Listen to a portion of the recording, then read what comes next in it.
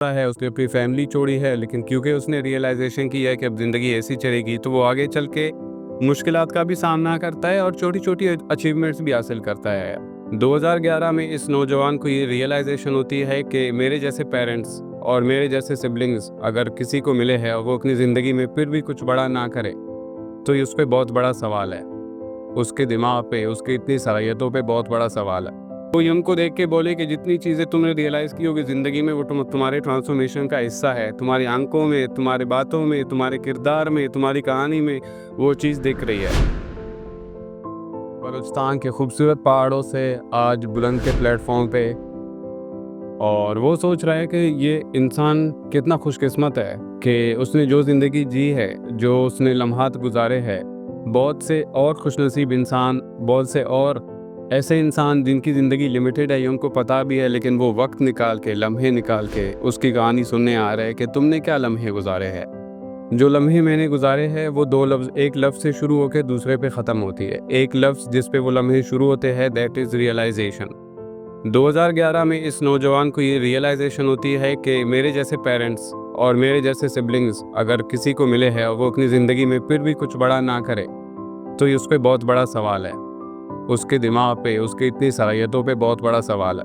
2011 में अब उसे नहीं पता कि इस रियलाइजेशन वो उसको कहाँ तक लेके जाएगी, लेकिन उसने रियलाइज़ कर ली कि जितनी चीज़ें अब उसको मिली है, वो उनकी शुक्रगुजारी के साथ साथ उनको अमल में लेके आए और एक बेहतर इंसान बने।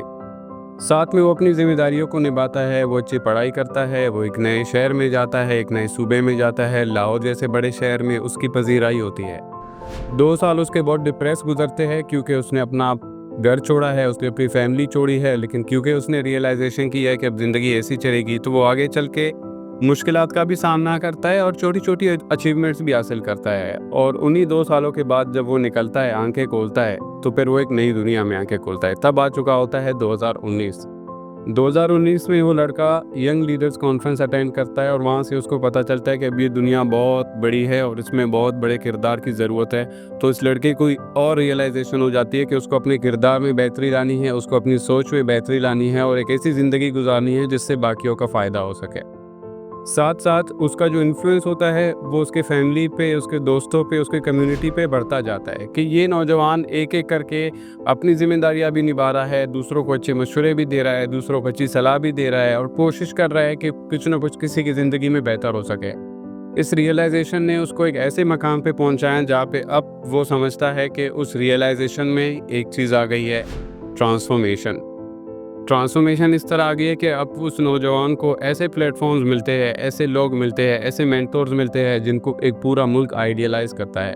वो एक ऐसी ज़िंदगी गुजारता है जहाँ से वो निकल के मुश्किलात से, उसकी जड़ें अभी भी उन मुश्किलात में हैं, लेकिन वो बुलंद के लाम की तरह कहता है कि अब मैं उन मुश्किलात के जुड़ के एक ऐसी ज़िंदगी बनाऊँगा अपने लिए, लोगों के लिए, दुनिया के लिए। और उस रियलाइजेशन को कि कितनी बेहतरीन पेरेंट्स और कितना बेहतर एक सिबलिंग मिला है, अब रियलाइजेशन ये हो जाती है कि उसे लगता है कि इस दुनिया में, इस मल्टीवर्स में वो सारी जितनी चीज़ें हैं वो उसके अंदर बसती है।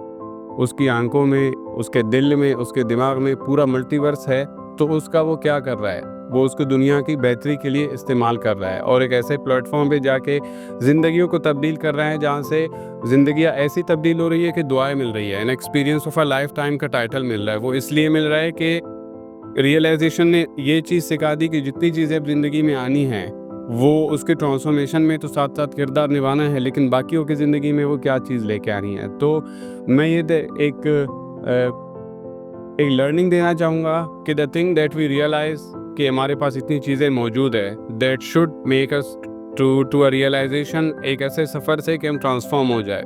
कोई उनको देख के बोले कि जितनी चीज़ें तुमने रियलाइज़ की होगी ज़िंदगी में, वो तुम्हारे ट्रांसफॉर्मेशन का हिस्सा है। तुम्हारी आंखों में, तुम्हारी बातों में, तुम्हारे किरदार में, तुम्हारी कहानी में वो चीज़ दिख रही है। तो फिर तीसरा लफ्ज़ आ जाता है जिस पे ये कहानी इख्तिताम को पहुँचती है और फिर ये बहुत चलती है पूरी ज़िंदगी, वो है gratitude, शुक्रगुज़ारी।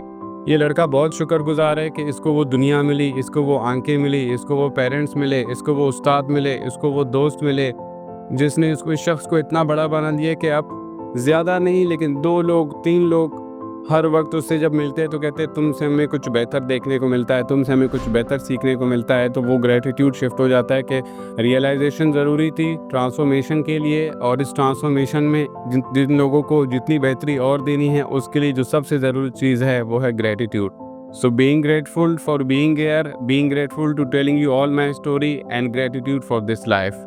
Thank you very much.